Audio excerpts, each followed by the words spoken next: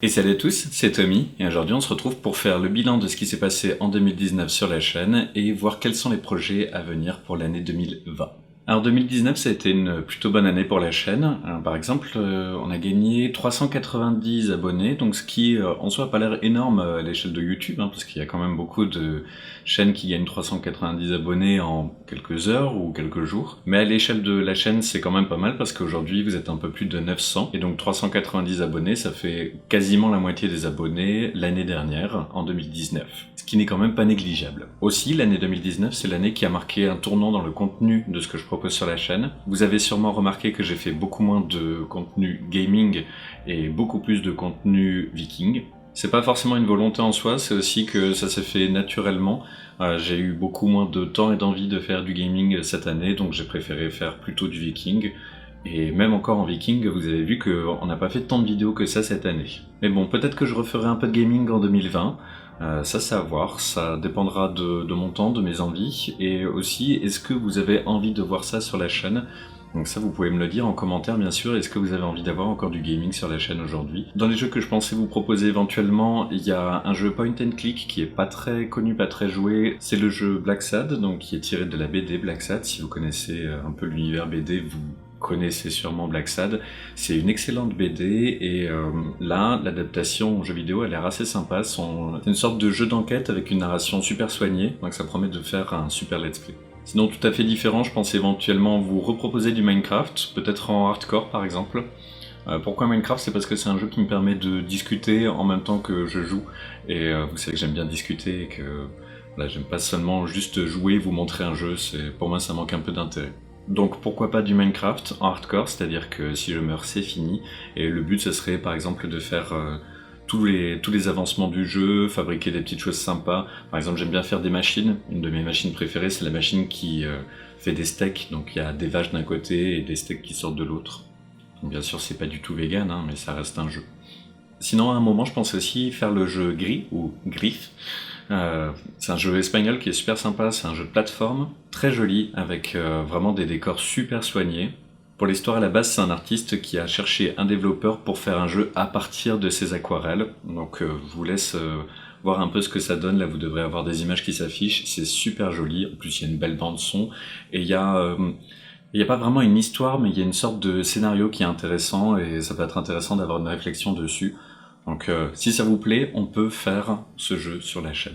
Sinon, comme je le disais tout à l'heure, l'année 2019, ça a été l'année du viking, donc on s'est lancé un peu plus sérieusement dans les vidéos viking. Quand je dis on, c'est parce que je fais les vidéos avec Gabriel, donc qui est ma compagne, et bien sûr quand je suis par exemple en train de combattre ou en train de faire quelque chose, je peux pas être à la fois devant et derrière la caméra, donc souvent c'est elle qui tourne quand je fais quelque chose, et après moi je tourne d'autres moments. Par exemple sur les chantiers, la plupart du temps c'est plutôt moi qui tourne. Et du coup on a bien vu que c'est le contenu viking qui a le plus plu en 2019. La vidéo la plus regardée en 2019 c'est celle pour fabriquer un bouclier, la toute première. Et ensuite les vidéos les plus vues ce sont par exemple celles sur la Glima, mais qu'on avait faite pour Ulferfall 2018, qui est la vidéo d'intro d'Ulferfall 2018, qui bizarrement a très bien marché cette année comparé à d'autres. Et ensuite dans les vidéos qui ont suscité pas mal d'engouement, notamment à leur sortie, il y a eu la vidéo sur la rando viking qui vous a énormément plu. Et ça tombe bien parce que nous on compte en refaire des vidéos comme ça. La vidéo sur le fourreau viking, donc comment fabriquer un fourreau viking, qui a notamment été relayée par Idavol, donc ce qui fait plutôt plaisir. Et toutes les vidéos sur la construction viking qu'on est en train de faire en Ariège, d'ailleurs il y a la suite qui arrive là, ça sera fusionné avec la vidéo sur Yule. Voilà, ça ce sont les vidéos qui ont le plus plu cette année, et ça tombe bien parce que ça fait partie des vidéos que j'ai envie de continuer à faire. Par exemple, cette année je vais continuer à faire des vidéos tuto pour savoir comment fabriquer des choses sur le viking la plupart du temps.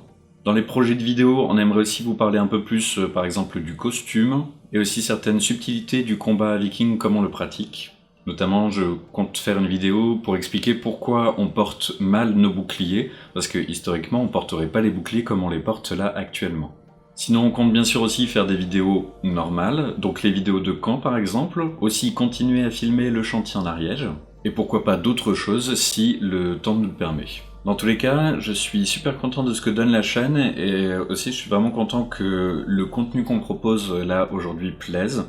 On sait que c'est un contenu de niche, donc qui va pas forcément plaire à tout le monde, mais c'est quand même cool que ça marche un peu avec, au moins avec le public francophone viking. Maintenant, on enchaîne sur un sujet un peu plus délicat. Je vous ai dit qu'on avait à peu près 900 abonnés.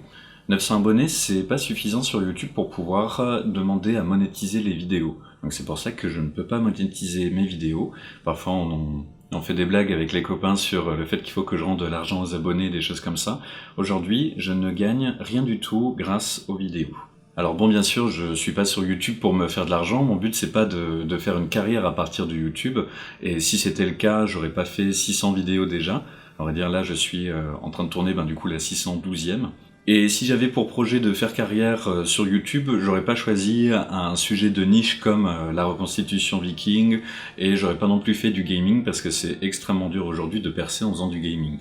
Mais il faut dire aussi que j'arrive à un moment de ma vie où je me demande si je dois continuer YouTube, parce que ça me prend quand même beaucoup de temps et d'énergie, ou si je ferais pas mieux d'arrêter YouTube pour garder un peu de temps pour moi, pour faire d'autres choses, voire éventuellement faire un complément d'activité qui me permettrait d'un peu mieux gagner ma vie. Du coup, on a réfléchi à un moyen d'apporter des revenus à la chaîne, et d'ailleurs, on n'est pas les seuls à y avoir pensé, il y a déjà des gens qui nous ont proposé ça.